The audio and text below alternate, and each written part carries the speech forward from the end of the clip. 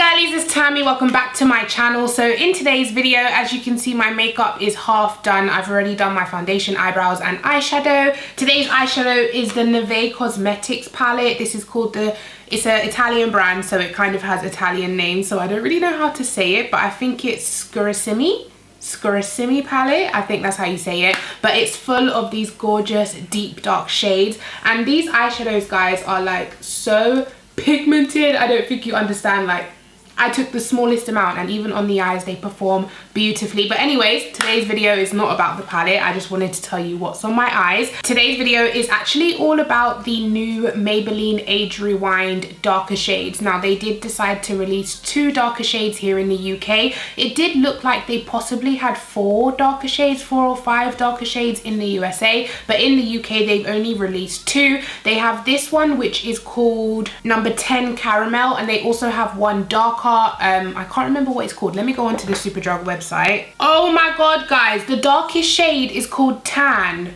number 11.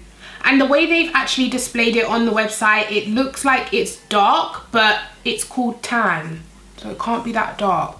Okay guys, so that is a little bit disappointing. I did think they had darker shades, but it seems like my skin tone is the darkest. I don't know if they do deeper ones in the USA, but over here they've only decided to go up to 11 Tan, which is a shame because we've waited so long for these concealers to have darker shades to begin with, and now that you've brought darker shades, you're only bringing 2 to the UK. Like, even their Superstay foundations go into deeper shades, so I don't understand why you wouldn't want your concealers to match that, especially like your best-selling concealer. It just doesn't make sense to me. Like, it's taken years to get darker shades and then your darker shades are not even dark. But we're still going to review it because I'm sitting here and I've bought it. So it retails for £8.99. Let me see what it says about it on the website. Discover the iconic fan favorite concealer. See, it's a fan favorite, but still no darker shade. This super concentrated high coverage concealer applies evenly, covers completely and erases dark circles in one genius swipe. Features an antimicrobial cushion application infused with goji berry and haloxy. I think I read that right. So yeah, it's meant to be super concentrated, high coverage, conceals, covers and all of that jazz. Now, I don't have bad dark circles, but I do like to kind of make my under eyes flawless like everyone else in the world, so this better do it for me. So we're just gonna begin twisting. Okay, so we've got some products coming through there. This shade does look like it will be a nice shade for my highlight underneath my eyes. Oh yeah, that's nice. It's got a nice warm undertone to it. So I'm just gonna put, I don't know how much to put. We're gonna do one light layer. Oh, I like the sponge. It's spreading it nicely. Like, it feels nice on the skin. Okay, so the product does spread really well. I think that's the sponge helping it spread as well.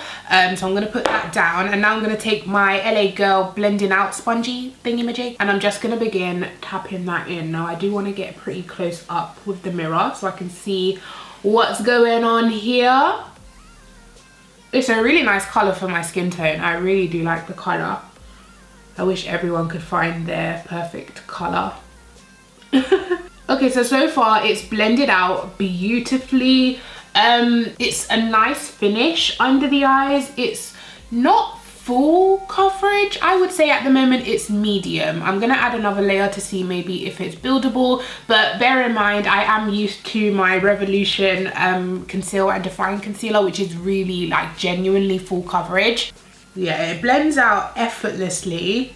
Don't get me wrong, it looks flawless on my face. Like, it doesn't look cakey, it doesn't look heavy. It has done its thing, but just not as well as I'm used to, if you know what I mean. So I'm trying to give this a chance, but to be honest, guys, I need another layer. I just feel like you can still see my dark circles, and I don't even have bad dark circles. So this is a second layer now, and I'm gonna blend it out. Maybe I should blend it out with a brush. Let's see if that stops kind of soaking up the product. So I'm gonna take this buffing brush from Masked. I feel so stupid every time I say it. I'm just gonna say Masked. It's MASQD, so how do you say the end? Yeah, anyway. So I'm gonna blend this in with a brush now and see if maybe we can keep some of the coverage.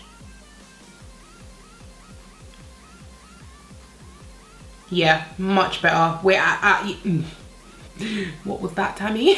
I can see the difference. It is so much more coverage when you're using a brush. This is a very cute concealer for like the everyday work girl, like to throw on under your eyes. It looks really flawless, just not as much coverage as I personally like to go for, but I feel like I've said that 5 times, so I'm gonna move on.